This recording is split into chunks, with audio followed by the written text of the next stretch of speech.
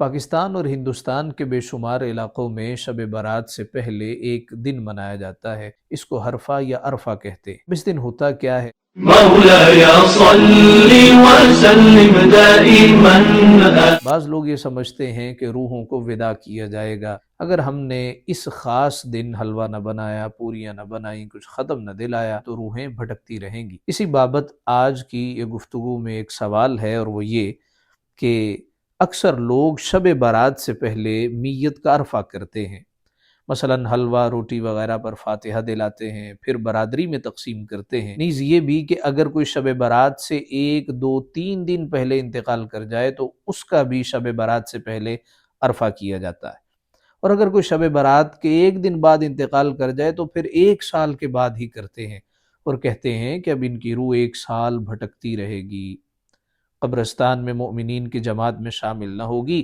جب عرفہ کر دیا جائے گا تب روح شامل ہوگی۔ معلوم یہ کرنا ہے کہ شریعت میں اس کی کیا اصل ہے اور کیا حقیقت ہے۔ تو سوال یہ ہوا کہ عرفہ کا دن کیا ہے، اس کو عرفہ کہتے کیوں ہیں یا حرفہ کیوں کہتے ہیں، اور اس میں یہ جو تصور ہے کہ روحیں گھروں میں آتی ہیں، شریعت اسلامیہ میں اس کی کیا اصل ہے۔ اس کا جواب حضرت امام احمد رضا قادری رحمۃ اللہ تعالی علیہ نے فتاوی رضویہ شریف میں دیا۔ کہتے ہیں روح نکالنا محض جہالت و حماقت و بدعت ہے۔ ہاں، فاتحہ دلانا اچھا ہے، شکر چاول مساکین کو تقسیم کرنا خوب ہے، مگر برادری میں موت کے لیے نہ بانٹا۔ لوگوں میں تصور ہے روحوں کو وداع کیا جاتا ہے، نہ وداع کریں تو روحیں بھٹکتی رہتی ہیں، اس میں کوئی اصل نہیں ہے۔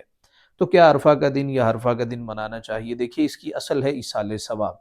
ایصال ثواب اگلے دن کر لیا جائے، سال بعد کر لیا جائے، شب برات سے پہلے کر لیا جائے، بعد میں کر لیا جائے، ایک استحبابی امر ہے، لہٰذا کوئی فرض واجب نہیں ہے۔ اگر وہ کر لے تو بہتر ہے، نہ کرے تو اس پہ کسی قسم کا کوئی گناہ نہیں ہے۔